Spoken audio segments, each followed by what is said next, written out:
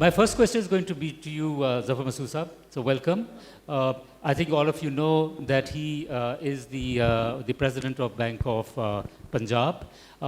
Bank of Punjab is owned by the government of Punjab, yeah, the province of Punjab. I just want you to take a little bit of time to talk about what are you doing, what can you do better, what gets in the way, both from the government policy point of view, but indeed also from the way that farmers react, and focusing particularly on, to the extent possible, direct funding of farmers, and also of the, we've heard earlier in the earlier sessions that there's significant scope for mechanization, bringing technology, and for service providers. And of course, they do need capital. So over to you. Thank you, Malik Saab. Thank you very much. Thank you, PSC, for organizing this very important conference. It's important in many ways than one, starting from obviously the food security piece. From the topic of this particular session, you talked about $11 billion. Perhaps this year that number may be higher, given the fact that there's been a serious compromise on the cotton crop post flooding.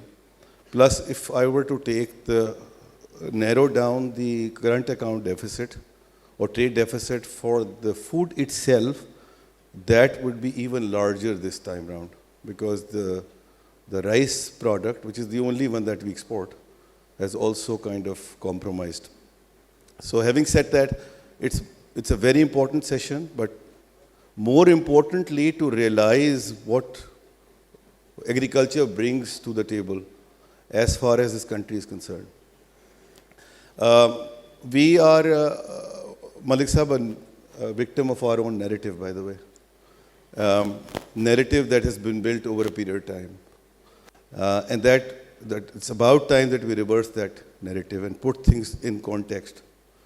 So from Green Revolution in 1960s to as recently as a couple of decades ago, there has been a campaign, a serious campaign that since agriculture merely contributes 20% to the direct GDP of the country, therefore the importance is not there for this sector as such. And we promoted by our policies and all, unfortunately, holistically speaking, being an agrarian society, if the agriculture is not taking off, we will get, irrespective of how much support we'll get, we'll also get our business model impaired on the way.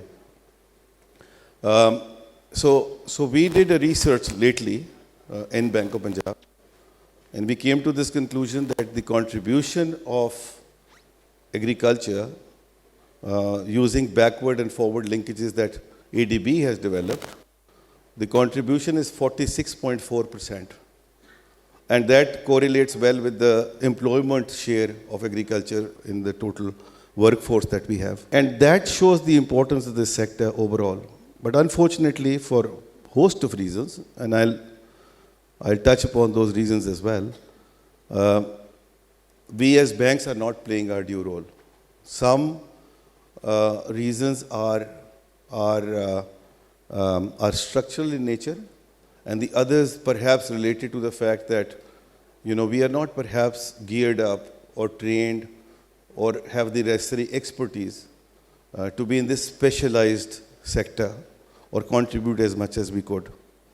So looking at the numbers, talking about agriculture in the total private sector has been stagnant for 5% at 638 billion rupees for the last 3, 4, 5 years. And that number is squeezing. And by the way, the private sector itself, nothing to write home about, because that itself now has squeezed down to 17% of the total deposits of the banks. So therefore, and within that also, the 60% of the total credit goes to large farmers, which is 50 acres and above. On the other hand, if you look at the data, I'm trying not to repeat the data which you've already heard in the previous sessions. I heard Salim Raza Saab's session, and I had to then cull my own data because a lot of things he's already talked about, which I also wanted to share with you, since it's already been done and we are tight on time as well. So I'm just focused on that data points which are relevant and perhaps unique for you, which you haven't heard in the previous sessions. So 89% of the total farms are less than 12.5 acres. And within that, 5 acres, which is marginal farm, is actually 64%. So for commercial banks to undertake any aggressive agriculture proposition with this kind of size of farms is impossible.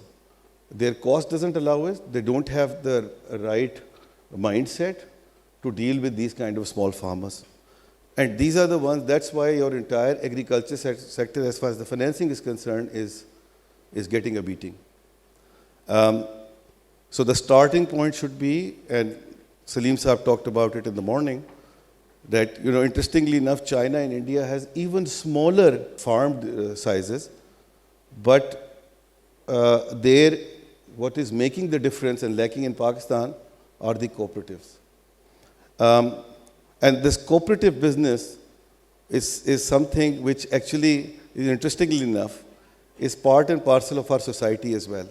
We are a very fragmented society, divided in castes, in religions, and we really don't want to work inclusively at all. We don't want to work with each other. We just want to operate in our own groups, and hence no cooperative in agriculture either. And then this whole equation, if I have to scale it up a bit, then that is very well reflected in the case of banks also, microfinance institutions as well, insurance companies are also there, are the culprits in this whole equation. So everybody has to work together. More inclusive effort is required in order to make sure that we will be able to make some kind of headway and difference. And regulator, of course, as well. On our part, as BOP, by the way, another data point which is very important about agriculture is that 46.4% is the direct and indirect contribution, plus the multiplier effect on the GDP is 1.8 times. So 100 rupee contribution, direct contribution of agriculture sector in GDP has 180 rupee impact on the GDP. So having said that, on our part as Bank of Punjab, we have increased our portfolio in the last by 35% in the last 3 years. I'm not very proud of what we are doing. I think we need to do more, but I think we are doing a decent job as well. 2-3 things that we've done, we're very proud of. One is that collaboration with microfinance institutions, not the banks.